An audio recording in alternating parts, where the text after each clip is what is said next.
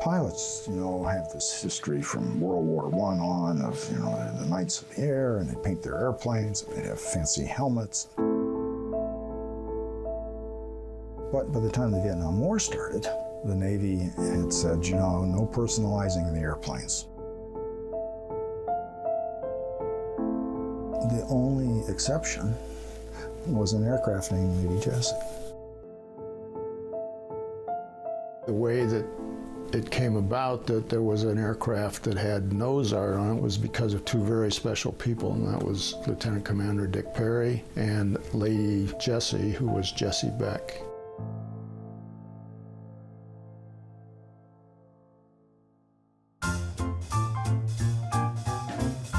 Jessie Beck had come to Reno in 1938 as a young divorcee, brought her little boy along, and she had come there from Texas because she had been promised a job by Pappy Smith. Pappy Smith is credited with laying the model out for Reno casinos.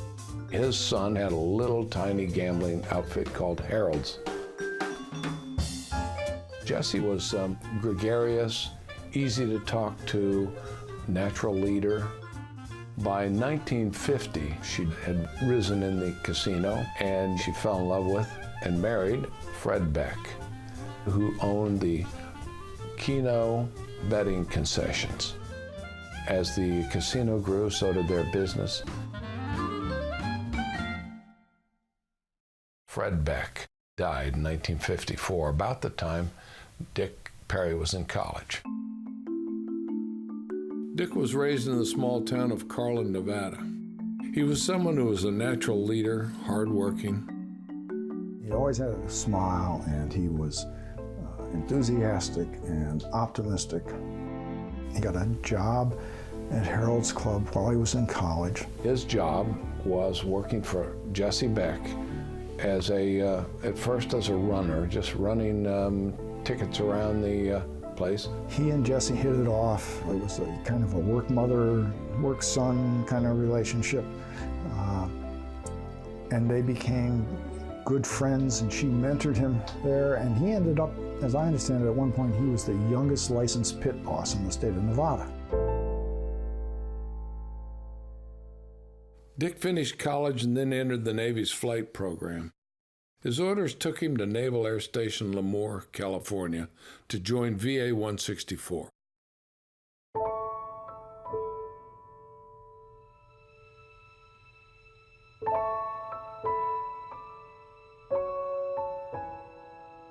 Dick Perry was one of those few very special people who stay in the most vivid part of your memory for a lifetime. He was full of the V's of humankind: verve, vigor, vitality, and just an uncommonly huge bunch of love for just about everything. Family, friends, flying, you name it. What Dick touched, he loved with a passion found in but a very few. He was a superb pilot. He was a really excellent naval officer, and he was just a good guy. I mean, he was a good man. Dick Perry was not just a good leader and a courageous combat pilot, but a man of integrity, old school Navy.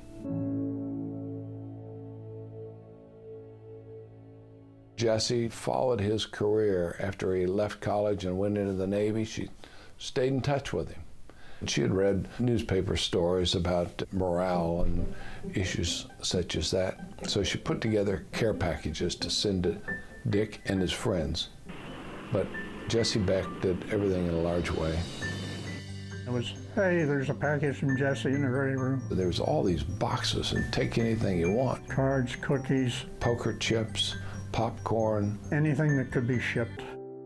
It wasn't just that she was writing checks. She was getting other people involved. May I help you?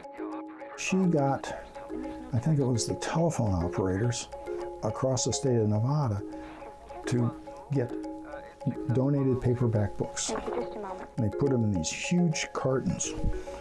I mean, we had books coming out of our ears, so we scattered them all over the ship. And when the next box arrived, we started scattering them to other ships. Dick wrote back and said, you're sending too much. I gave some of it to the other squadron, VA 163, the other A4 squadron. And she took them under her wing and started sending even more stuff.